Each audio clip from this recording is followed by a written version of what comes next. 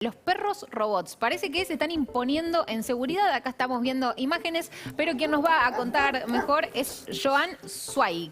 Él es autor y divulgador tecnológico. Nos va a contar y después vemos a ver quién no sé si, no creo que sea muy barato para comprarse un perro así.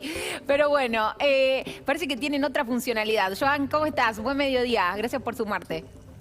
Buen mediodía, gracias por la invitación, como siempre. Como comentaron, la robótica avanza cada vez más, quizás no de forma tan visible como la inteligencia artificial en este 2023, pero hay un dato que se espera que la inteligencia artificial permita que los robots sean capaces de hacer aproximadamente el 40% de las tareas domésticas en un plazo de 10 años. O sea, entre los próximos 10 años, el 40% de las tareas que hacemos todos los días en nuestras casas va a ser, de alguna forma, va a haber propuestas de inteligencia artificial para poder reemplazarlos. Y hoy en día tenemos muchísimos robots. Y este perro robot que estamos viendo ahí en pantallas, distintas versiones, ¿para qué se está utilizando? Lo están utilizando en seguridad, ¿no? Esto que estamos viendo son perros robots que de verdad nacen en el entorno bélico. Hemos visto Exacto. videos de compañías como Boston Dynamics que trabajan en desarrollo de robótica militar. Pero estos perros básicamente cuentan con sistemas, otra vez, de inteligencia artificial, o sea, tratan de emular la inteligencia humana para poder, por ejemplo, caminar, para poder sortear obstáculos y de alguna forma hacer un seguimiento de un hogar. Y ya hay algunos importadores en la Argentina que lo están ofreciendo para poder hacer vigilancia de viviendas, no solamente con cámaras tradicionales como estamos acostumbrados, sino también con cámaras térmicas para poder evaluar también la temperatura de las diferentes zonas del hogar. Y esto no solamente se usa a nivel hogareño, básicamente nace primero en el entorno bélico militar y después las aplicaciones van entrando a la zona más residencial.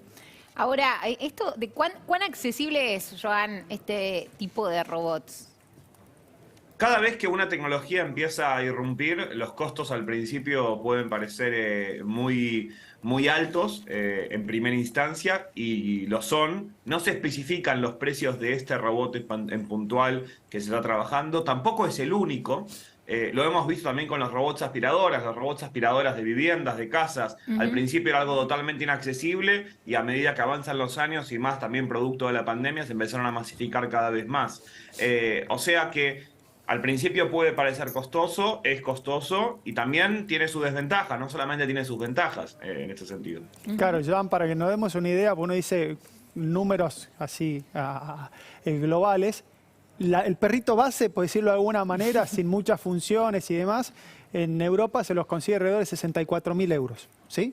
Pero si lo querés al tope de gama, como si fuese un auto que le vas agregando esto y demás, puede llegar a costarte 300.000 euros, pero también entra en juego un montón de cuestiones, porque en lo que es lo militar, por ejemplo, vos querés mandar a pasar por una zona a ver si tiene minas, o querés desactivar una bomba o lo que sea, envías a este robot que está preparado para eso, que no se va a terminar, primero, a ver, no pones en riesgo vidas humanas, y puede resistir porque están hechos de una aleación que son parecidas a la de los cohetes, ¿no, Joan? Muchos de estos perros.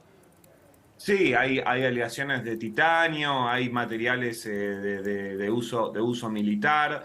Los costos también que están comentando pueden ser totalmente ciertos, quizás no para un uso residencial No, común. Hoy claro. en día, por ejemplo, las aspiradoras robóticas parten de, no sé, $300 consumidor final, cuanto hace 10 años la más barata valía $2.000. Exacto. Y acá tenemos que recordar que estamos hablando que toda la robótica también tiene un impacto en el empleo, ¿no? Porque hay básicamente reemplaza personas que antes realizaban esa tarea. Lo que es importante destacar es cuando un robot llegó a una industria, es porque ejecuta una tarea de una forma mucho más eficiente que un ser humano. Una tarea puntual y específica. También está el tema de que pueden ser hackeados y pueden comprometer la privacidad y la seguridad del hogar, también como pasa con las cámaras inteligentes.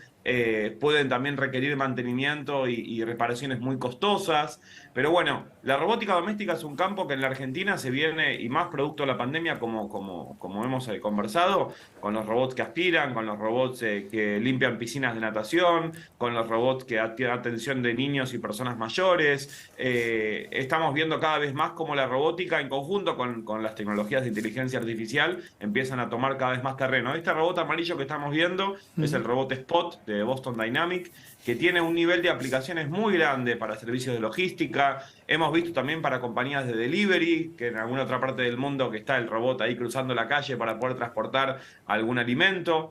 O sea que esto es importante y es importante quedarnos con esto. Las tareas más manuales, más operativas, más reiterativas, más peligrosas, más insalubres para el ser humano tienen una posibilidad de automatización cada vez mayor con esta masificación tecnológica y con todo el avance de la inteligencia artificial. Joan, ¿y en la Argentina cuánto avanzó esto?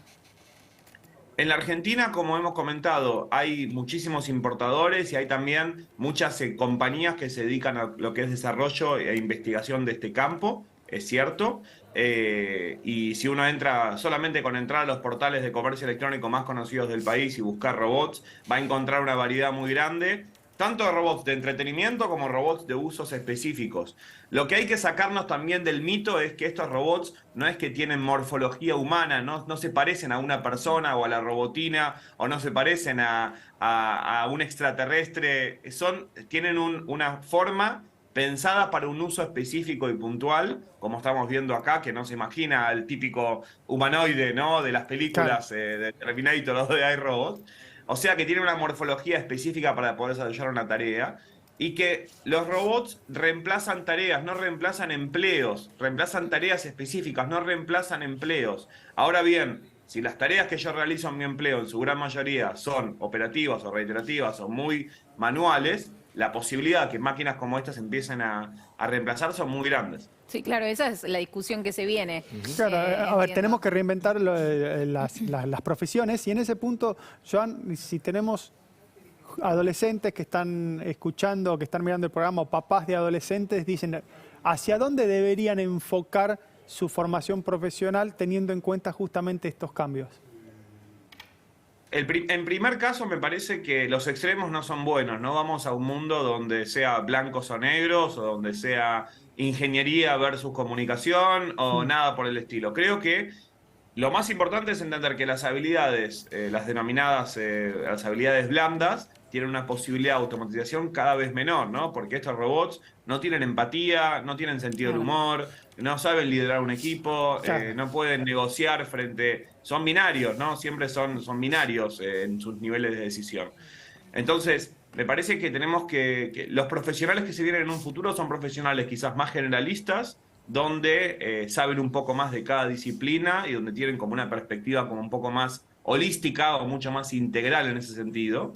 Entonces, frente a la pregunta esa, vamos a un mundo híbrido donde los robots cada vez van a formar parte más de nuestras vidas. Hoy en día lo forman, pero quizás más en el entorno intangible, porque cuando hacemos una búsqueda nosotros en Google o cuando hacemos nos vemos un feed de una red social, estamos interactuando con robots todo el tiempo. Lo que pasa es que son intangibles. Los robots tangibles ya forman parte de la discusión hoy en día del presente.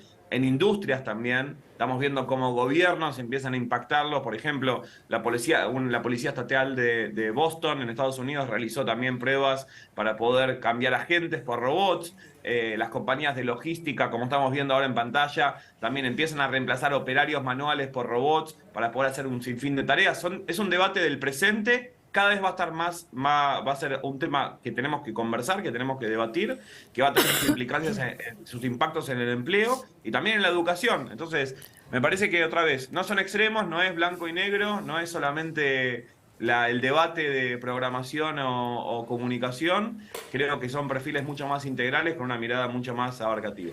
Joan, muchas gracias por este rato. Gracias a ustedes, como siempre, un placer. Un abrazo, un abrazo.